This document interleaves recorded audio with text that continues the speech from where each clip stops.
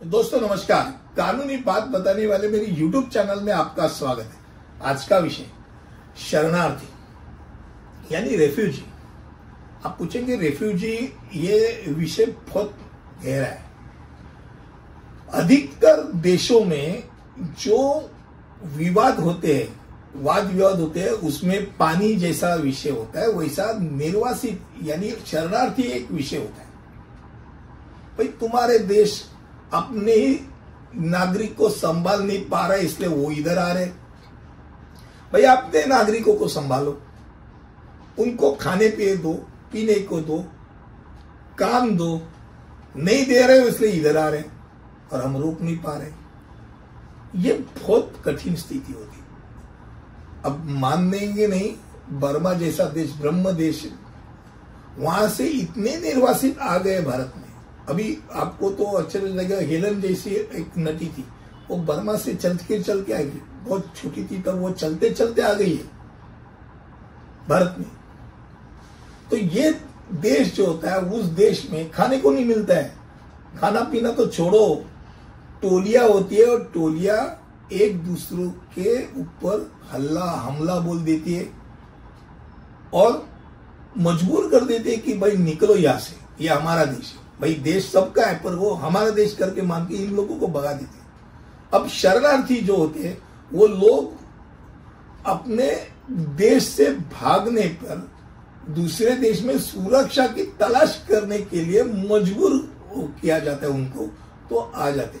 उसमें ऐसे व्यक्ति होते हैं जिससे राजनीतिक हो या धार्मिक कारणों से या युद्ध, पर्याप्त भोजन नहीं इसलिए, या पानी के कारण या किसी अन्य कारण से अपने देश छोड़ने के लिए मजबूर होते हैं।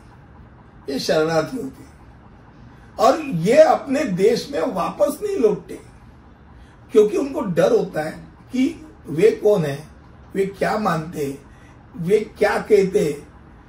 इससे ज्यादा वो सशस्त्र संघर्ष को जानते हैं। अपना देश अगर सशस्त्र संघर्ष के कारण वो अगर छोड़े हो तो वो टोली से डरते।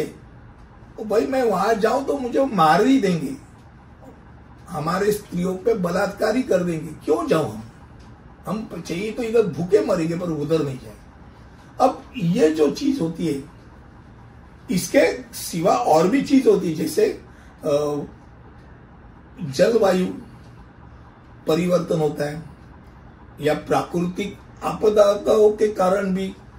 एक अर्थक्वेक आ गया, घर होते घर ही नष्ट हो गए, अभी घर बांधने के लिए कोई नहीं है, तो फिर वहां से निकलो।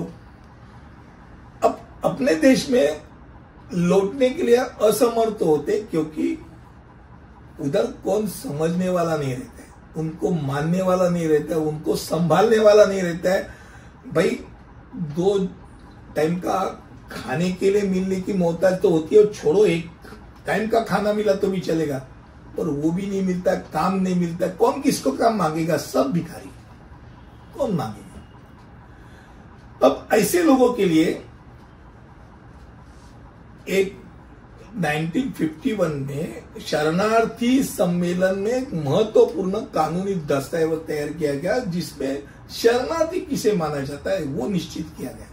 कोई व्यक्ति जो नस्ल, धर्म, राष्ट्रीयता, विशेष सामाजिक समूह की सदस्य या राजनीतिक राय के कारण सताए जाने के एक अच्छी तरह से स्थापित भय के कारण अपने मूल देश से लौटने में असमर्थ या अनिच्छुक हो, तो उसे शरणार्थी कहेंगे।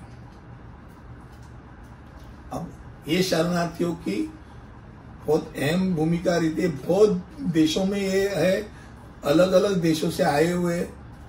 अब ये बहुत सस्ते में वो लेबर अवेलेबल होते हैं, सब काम करने के लिए तैयार होते हैं। अब आपको झूठ लगेगा, बांग्लादेश से आए हुए बंगाली जो रहते, मैंने खुद मेरे आंखों से देखा है, डबल ड्यूटी छोड़ो ट्रिपल ड्यूटी कर देते। 20 घंटे तक काम करने की उनकी शक्ति रहती है। 24 घंटों में 20 घंटा काम करेंगे, 4 घंटा उधर ही सोएंगे, वापिस काम चालू। इतना हार्ड वर्किंग लेबर होता है। पर वो निर्वासित तो होता ही है। तो अच्छा चीज यही हो कि भाई आपके आयु में आप कभी भी निर्वासित या शरणार्थी ना हो, क्योंकि उनका जीवन बहुत कठिन होता है।